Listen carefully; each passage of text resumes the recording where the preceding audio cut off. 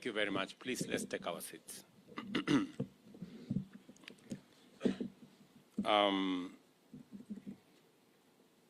Members of Cabinet present, principal secretaries, development partners, friends.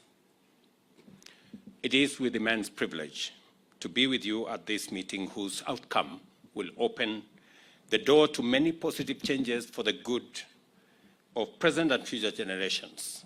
The sector represented here is not only essential for national security, but it is also fundamental to the rule of law and public order, and therefore a pillar of our constitutionalism and a foundation of our democracy and prosperity.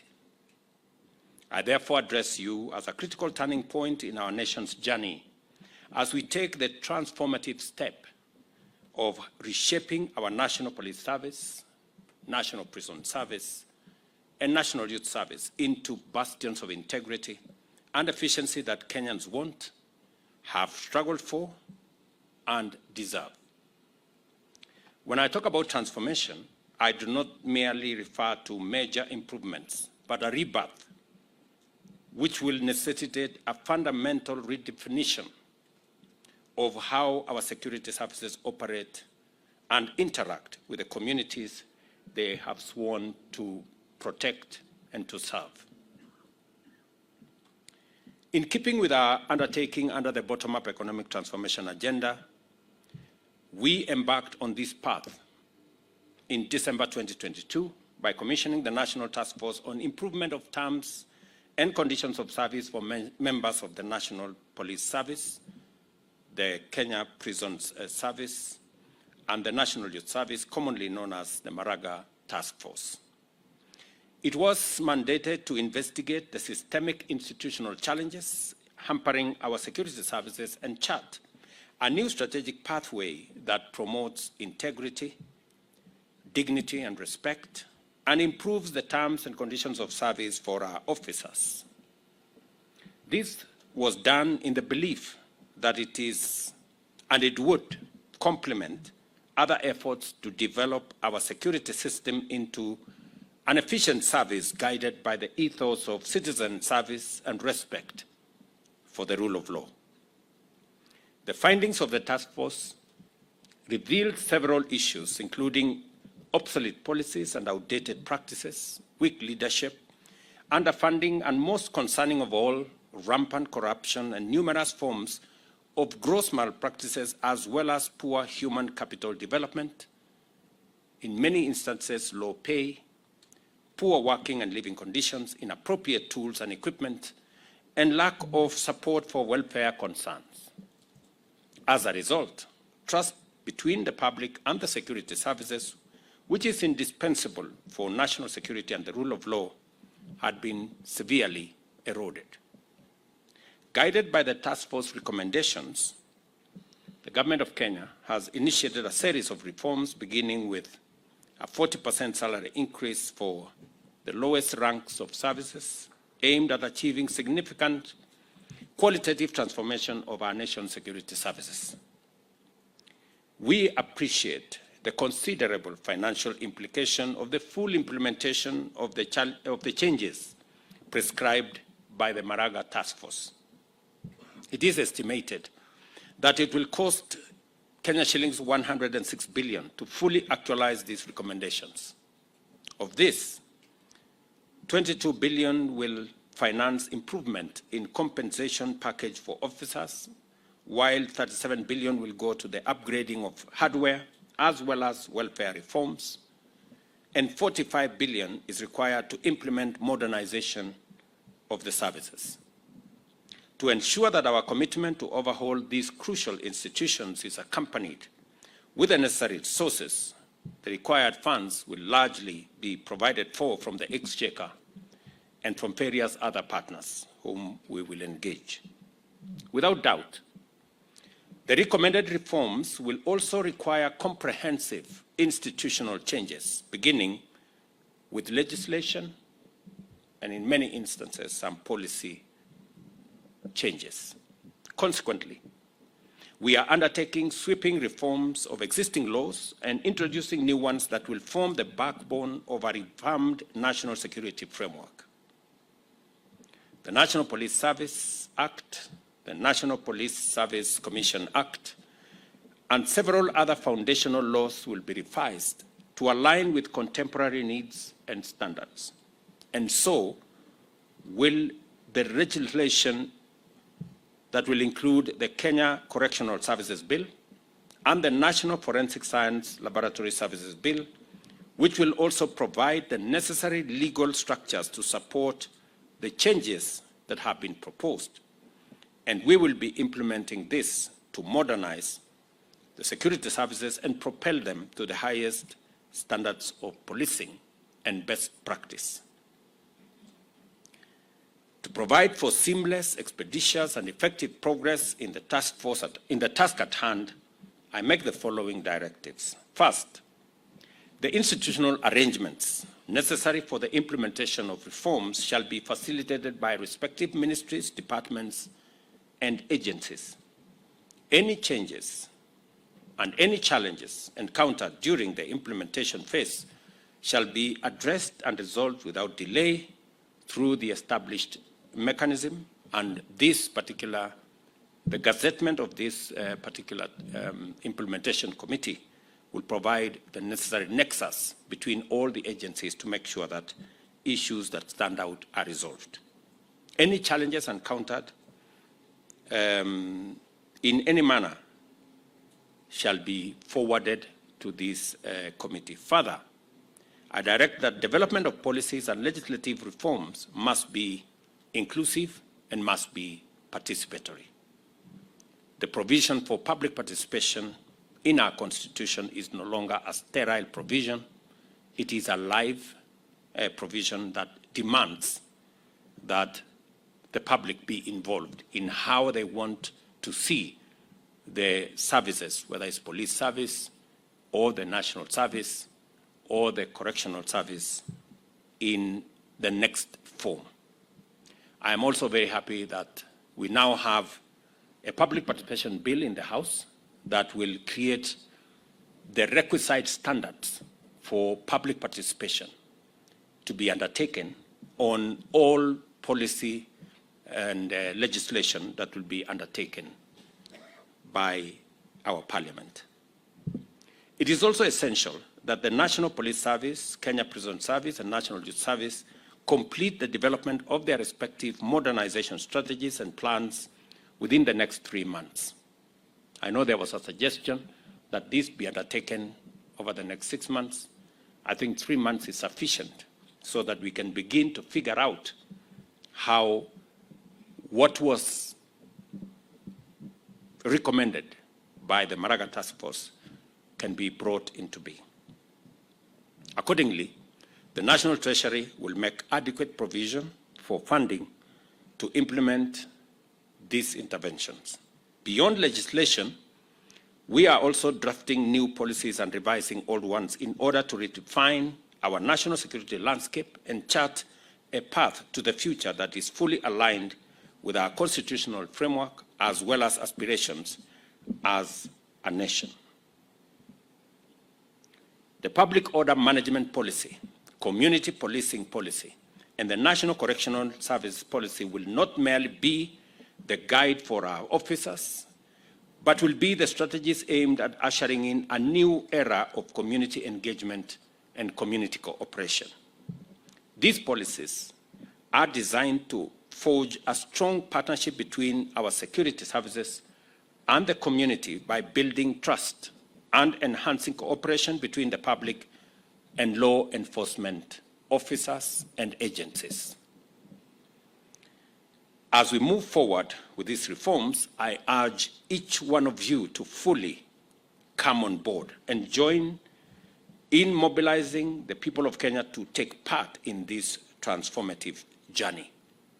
And in my opinion, already we have undertaken some of the recommendations that were made by the Maraga Task Force, and they will largely be in 3 different categories, as the committee undertakes this implementation responsibility.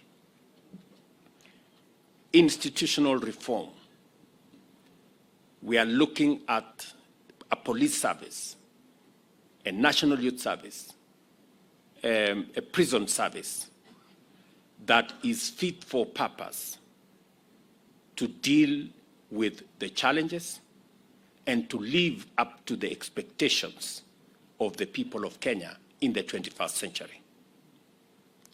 And therefore, the institutional reforms that have been recommended by the Maraga Task Force are a major cornerstone and pillar of the future of the three services and how the security service architecture will be built, focusing into a much more people-centered security service that is in line with our expectations and the constitutional parameters of respecting human rights and making sure that we safeguard the rule of law as a mechanism of underwriting our democracy and constitutionalism. So institutional reform is going to be a very big portion, and recommendations on policy, recommendations on legislation that needs to be amended is critical to the delivery of this recommendation of the Maraga Task Force. The other focus must be on the human capital development and responding to the needs, the requirements, the capabilities, and the general terms of service of the men and women who are charged with this sector. It will go all the way to what we are discussing about the salaries, allowances, housing, transport, and many of the other aspects that are necessary for making sure that we get the best output out of the men and women who serve in this sector. We have started the journey with the first installment of salary reviews. We will be looking at the other allowances that come with it. And we will also be looking at career progression so that there is a career progression pathway that has always been a challenge. You know, an officer, we were given the example of an officer that is hired, and for 20 years, they are stuck in the same job group. That going forward is not going to be the case. There must be a clear career pathway so that everybody who joins the service has clarity on where they want to go, and they can work hard towards it to make sure that that career progression, continuous training is part of the available pathways for the people joining either the prison service or the National Youth Service or our police service. And the third aspect is going to be the space around equipment, around making sure that we have the requisite tools for the delivery of the job and the mandate for which the services have been assigned. And this will include capabilities around transportation, capabilities around communication, capabilities that will speak to digitization of the services that we are engaged in. And my very clear instructions is, as we digitize government services, we must onboard the digitization of police services, National Youth Service, and also our prison service. The legendary OB must be in digital form, so that it is known if a Kenyan has been booked for whatever reason, it must be documented in a manner that cannot be tampered with. And I know there has been a process of digitizing our OB and the whole front, the citizen-facing front of our National Police Service. That is an exercise that I would want to see completed in the shortest time possible, so that we can have much more predictability. I would also want to see the payment of fines digitized, instant fines, and all the other things that occur around payments. We must stop the culture of dealing in cash. We've moved away, and shortly we will have a cashless government that does not engage in the business of cash.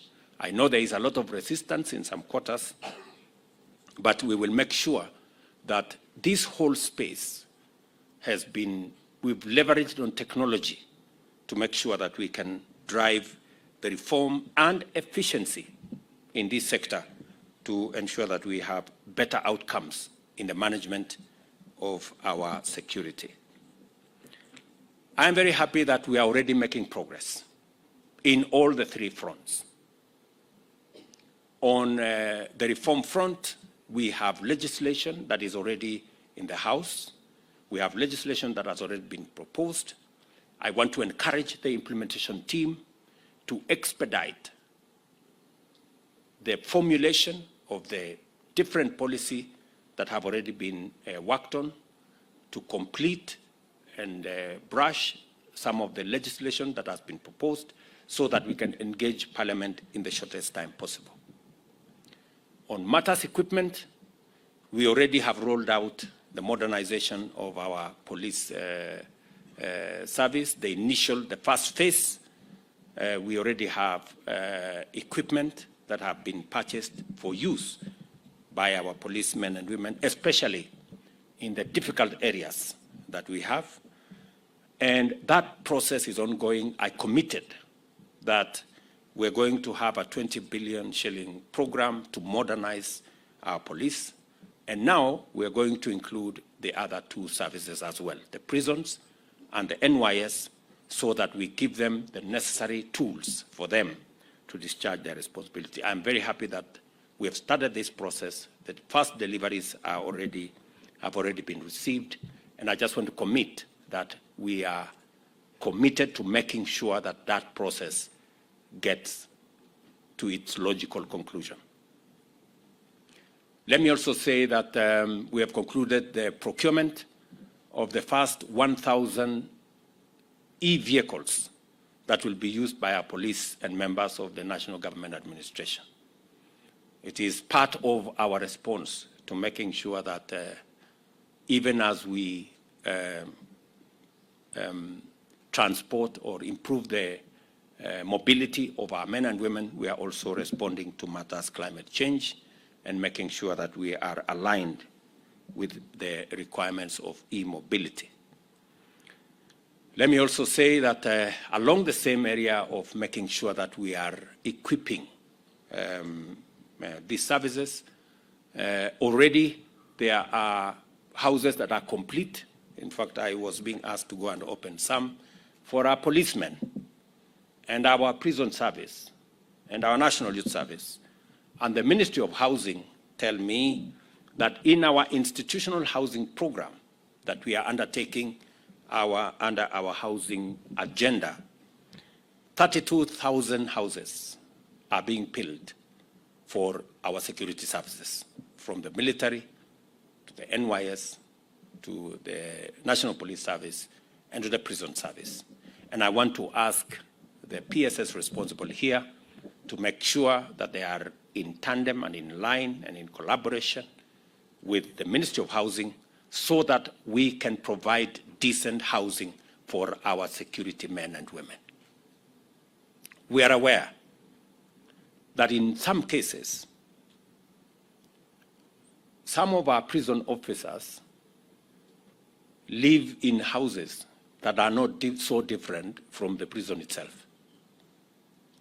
Because if an officer is living in a mud house, you know, the difference between a mud house and a prison is very small. And that cannot be the case. And that is the reason why we extended our housing program to include institutional houses for our military, for our police, for our NYS, and for our prisons. And I want to ask the three services to provide the land, and we are going to work with you. Already, our focus is to build 32,000 units for our security sector. We know that that is not adequate, but it is the first step as we modernize our housing program for our security agencies. And therefore, we want to match our word with what we are doing so that this sector that provides and underwrites our collective security and stability as a nation is better resourced to be able to discharge their mandate. Let me also say that as we move forward with these reforms, I want to urge each one of you to be fully on board and to join in mobilizing the people of Kenya to take part in this transformative journey. The success of these initiatives does not just depend on the actions of the government, but also on active participation and strong support from every segment of our society, from policy and strategic leadership to local community leaders, and from our brave men and women in uniform to the citizens that they serve. Out of the realization that everyone has a role to play, we shall employ an all-of-society approach to the implementation of this strategic framework. Let us therefore work closely together and complement one another to create an environment where our police, prisons, and youth services are not only respected and trusted by the people, but also integral to the communities that they serve. This is how we shall build a future where these institutions symbolize integrity and justice.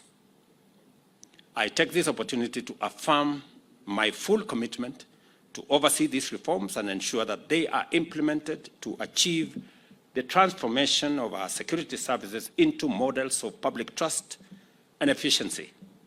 Together, we have an opportunity to collaborate and to make sure that these reforms go beyond mere changes in policy and deliver meaningful improvements that will endure and inspire generations that will come after us.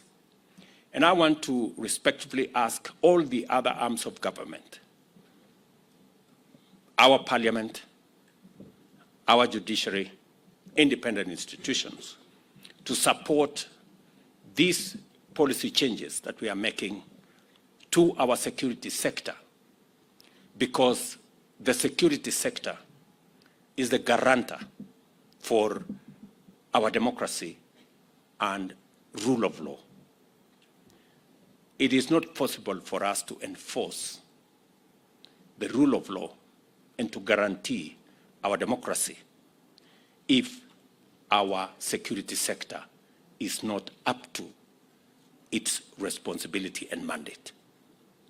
And therefore, a whole of government approach in reforming our security sector, making sure that the institutions in our security sector have the requisite institutional backbone and framework to support its modernization, and the requisite tools and capabilities to undertake this huge and sacrosanct responsibility, but also the men and women who serve serve under terms and conditions that inspire them to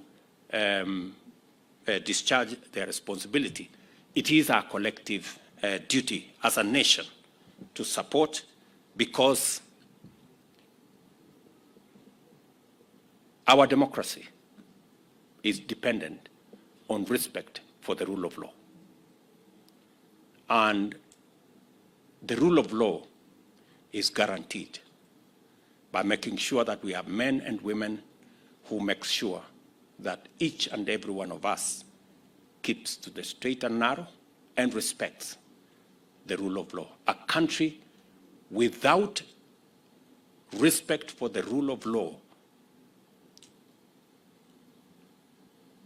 will not and cannot guarantee itself as a democracy. Democracy runs on the engine of the rule of law.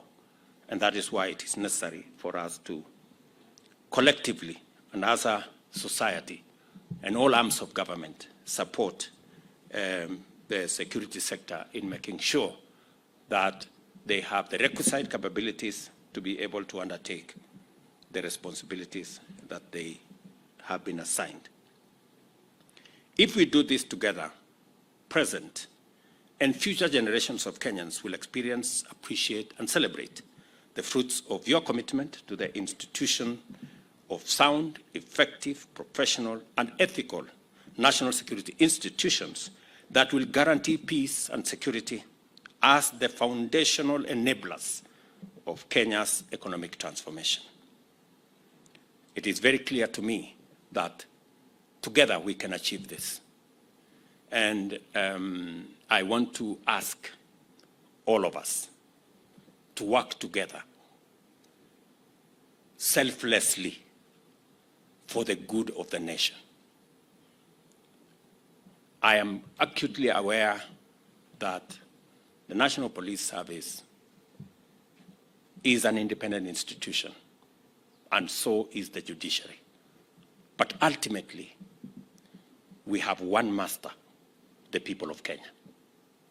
And we must make sure that we work together towards serving not interests of individuals, but the collective interest of the people of Kenya.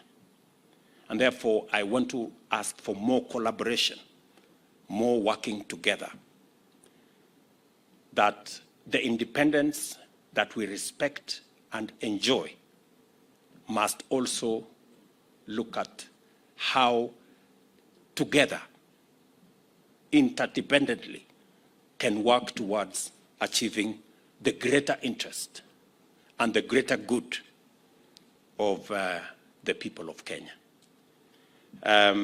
So I really want to ask for a much more harmonious engagement and relationship between our different arms of government and also our different independent institutions, so that we keep focus not on what is good for one sector, but what is good for the greater good of the people of Kenya. Because that way we will be serving the interest of the Kenyan people. We must, by all means, defend our democracy and the rule of law.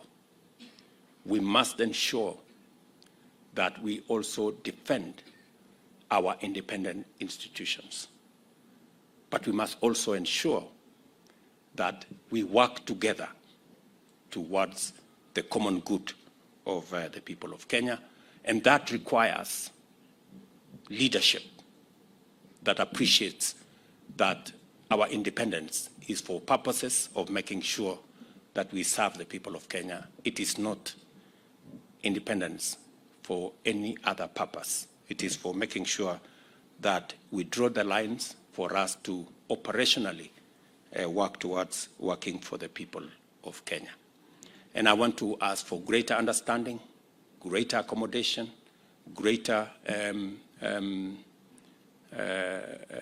intergovernmental and interagency collaboration for us to achieve what is good for the people of Kenya without necessarily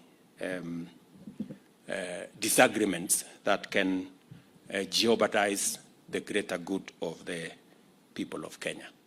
So with this, I am very confident that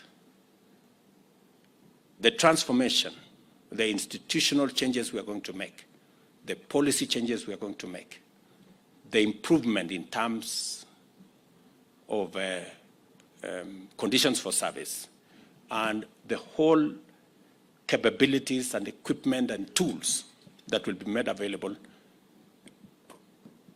to our security sector will help in making sure that our country continues to be a country based on the rule of law, and that also protects our democracy and the rights of every Kenyan.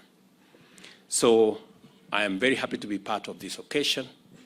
I want to ask the chair and the members of the committee that will be charged with this implementation that I will be keeping tabs on the progress to make sure that what has happened with many task force reports, the famous gathering dust in some places, does not happen to this report. My very best wishes. Thank you very much, and God bless you.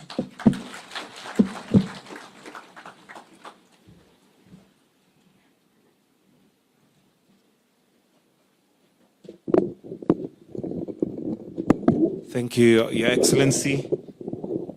And with your permission, Your Excellency, one more item. We are honored to have you launch the strategic document, which will then be distributed. So if I may kindly request the following to join His Excellency and flank him as he will be pressing the buzzer to have the launch. The CS Interior, the CS Public Service, Acting IG, DIG Kenya, Commissioner General Kenya Police Service, and Commandant General National Youth Service to flank His Excellency as the rest of us kindly let's sit down. We may take our seats, please.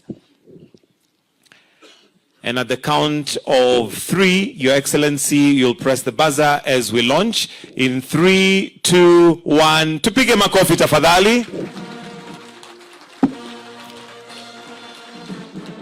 And while still on the platform, Your Excellency, I'll request that for a photo. Give me a cordless.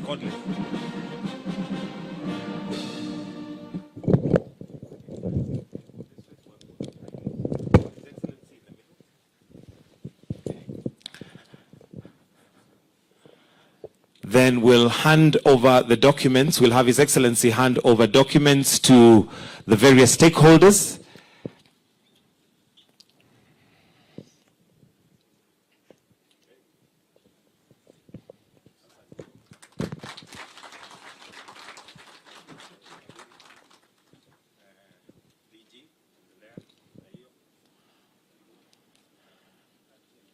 And if we can also just have one photo as they are holding the documents. His Excellency will hold the green one. Okay.